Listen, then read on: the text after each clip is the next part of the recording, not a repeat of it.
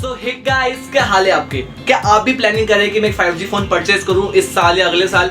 तो इस वीडियो को एंड तक देखिए ताकि आपको हर एक बात 5G के ऊपर समझ में आ जाए और समझ में आ जाए कि आपको 5G फोन परचेज करना चाहिए या नहीं करना चाहिए इस टाइम पे या फिर अगले कुछ सालों तक भी। तो दोस्तों वीडियो को बिना किसी देरी के चलिए जल्दी शुरू करते हैं।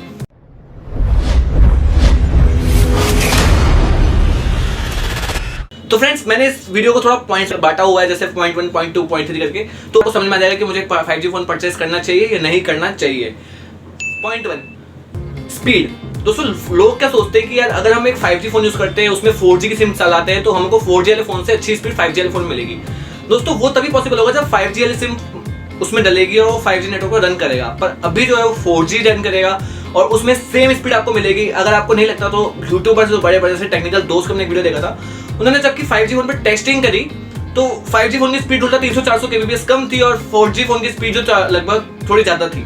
तो आप समझ सकते हैं कि 5G फोन को परचेज करना या फिर आप सोचो कि मैं स्पीड के लिए परचेज करूं, तो वो बिल्कुल भी राइट अभी नहीं है। Point 2, 5G in India. दोस्तों आप समझ सकते हैं कि 5G को ना इंडिया में आके थोड़ा टाइम लगे सकता है। मतलब इस साल 5G आ सकता था पर नहीं आया लॉकडाउन के चक्कर में, और भी डील्स वगैरह चल रही हैं उनकी कि हाँ भाई ये है वो है ये है वो है। तो इन सबको मैटर को सॉल्व होते होते लगभग 6 से 7 महीने लग जाएंगे। उसके बाद अनाउंस होगा, उसके बाद वो 2 से 3-4 महीने में वो इंडिया में आना स्टार्ट होगा, रोल आउट होगा, कुछ सिटीज में जाएगा। जैसे स्टार्टिंग में जियो का फाइबर सबके पास नहीं गया था, थोड़ा लोगों के पास ही गया था, उन्होंने टेस्ट वगैरह किया, जब उनको पता लगा कि हाँ ये स्टेबल है, अब ठीक ठाक चल रहा है, तो लोगों को उन्होंने बांटना स्टार्ट धीरे धीरे किया। तो वही 5G वाला मुद्दा है। अगर आप 5G देखोगे तो 5G लगभग 2021 के एंड में जाके शायद स्टेबल हो, अगर वो 2021 के स्टार्टिंग में भी आता है। अगर वो बीच में आता है तो वो 2022 के स्टार्टिंग में जाके मिड में जाके वो स्टेबल होगा। तो एक स्टेबल नेटवर्क की आपको बहुत नीड होती है। जब स्टार्टिंग में 4G जियो ने निकाला था तो लगभग 4 से 5 महीने को स्टेबल ही था। मेरे घर पे स्पीड क्या नेटवर्क तक नहीं आते थे 4G के वो, तो मैं मतलब मेरे को एयरटेल वगैरह भी 3G यूज करना पड़ता था अपने, जबकि मैं 3rd 4th फ्लोर पे रहता हूँ और इससे ऊपर एक फ्लोर और है बस। तो आप समझ सकते हैं कि आप ऊपर रहते हो, ऐसा कुछ नहीं, नेटवर्क का इशू होना चाहिए। फिर भी 4G को स्टेबल होते तो इंडिया में भी टाइम लग गया था। अभी 2 साल या 1 साल हुआ है इंडिया में 4G को स्टेबल हुए हुए, तो 5G को इंडिया में आने में और स्टेबल होने में कितना टाइम लग सकता है। पॉइंट 3, फोन की life.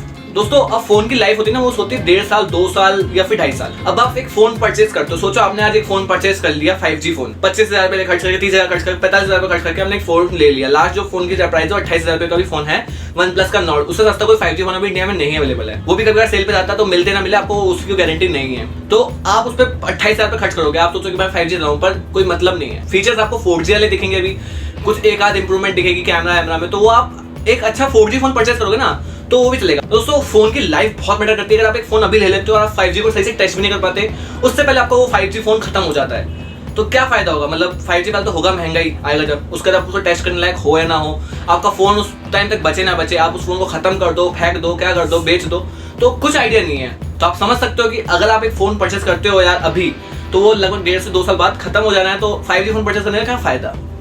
And last point number 4, दोस्तों मॉडेम। फ्रेंड्स होता क्या है ना, मतलब यार मॉडेम बहुत ही ज़्यादा वर्क करता है आपके फ़ोन की स्पीड को लेके, स्टेबिलिटी को लेके और बहुत चीज़ों को लेके। एक प्रोसेसर होता है, उसके लिए मॉडेम लगा हुआ अलग से होता है कि हाँ भाई ये इस टाइप का मॉडेम है, इस टाइप का मॉडेम है। तो 5G मॉडेम जो है ना भी नए बनना स्टार्ट हुए, मतलब प्रोसेसर ही नए बने, 2 से 3 प्रोसेसर बने 5G को लेके भी स्नैपड्रैगन की तरफ से, और मीडियाटेक को भी लेके मतलब 2 से 3 प्रोसेसर बने हैं। तो उनमें जो मॉडेम्स यूज होते हैं ना अभी नए बने, तो उनकी जो मतलब वो क्रिएटिविटी होगी ना, मतलब की स्पीड वगैरह होगी, वो उतनी फास्ट नहीं होगी जितनी आपको 1 से 1.5 साल बाद मिल जाएगी। पहले जो स्टार्टिंग में 4G की स्पीड आती थी वो आती थी 1 Mbps, 1.5 Mbps, 2 Mbps। अब स्पीड आती है 4 Mbps, 5 Mbps। क्यों? क्योंकि अब तो मॉडेम्स जो अपग्रेड हो गए, धीरे धीरे प्रोसेसर अपग्रेड हुए हैं, मॉडेम्स अपग्रेड हुए हैं, उस तरह से वो स्पीड भी अपग्रेड हुई है। अब आप सोचो कि मैं एक 5G फोन आज ले लूँ तो कल को तो वो मॉडेम पुराना हो जाएगा, 1 साल बाद तो मॉडेम मतलब उसके कितने नए मॉडेम्स आ जाएंगे, कितने नए प्रोसेसर आ जाएंगे। आपको 15,000 10,000 में भी 5G फोन मिलना स्टार्ट हो जाएंगे 1.5 से 2 साल बाद। तो मेरे को पता है, तो 1.5 साल बाद आपको 10,000 तक में भी एक 5G फोन मिलना स्टार्ट हो जाना है। तो आप समझ सकते हैं कि यार अगर आप अभी लेते हो 5G फोन और मतलब 1.5 साल बाद आपको 10,000 रुपए में वही सेम स्पीड मिल जाएगी 5G फोन के थ्रू, तो क्या फायदा होगा? क्योंकि आप कितना भी ले लो, आप सोच लो अभी जो OnePlus नॉर्ड लॉन्च हुआ था वो 765G के साथ लॉन्च हुआ, मतलब एक 7 सीरीज का प्रोसेसर स्नैपड्रैगन की तरफ से, और 7 सीरीज के प्रोसेसर लगभग 10 से 15,000 के लिए आते हैं, 15 से 18,000 के लिए आते हैं। तो वो 28,000 का फोन है क्योंकि उसमें 5G लगा हुआ है। तो धीरे धीरे मतलब उस प्रोसेसर की रेंज भी घटेगी, धीरे धीरे उसके नए नए वेरिएंट्स भी आएंगे प्रोसेसर के, और उसके थ्रू हमारे नए नए फोन्स भी आएंगे जिसमें अच्छे अच्छे मॉडल्स लगे हुए होंगे और अच्छी खासी स्टेबिलिटी होगी और अच्छे खासी इंप्रूवमेंट्स होंगे। तो क्या फायदा है आज रेट में एक 5G फोन को परचेस करने का? मुझे बिल्कुल समझ में नहीं आता।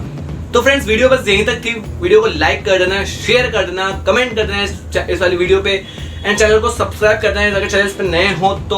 और 5G फोन को अगर आपको तब भी परचेस करना तो मेरी तरफ से बिल्कुल हाँ है, आप परचेस कर सकते हो।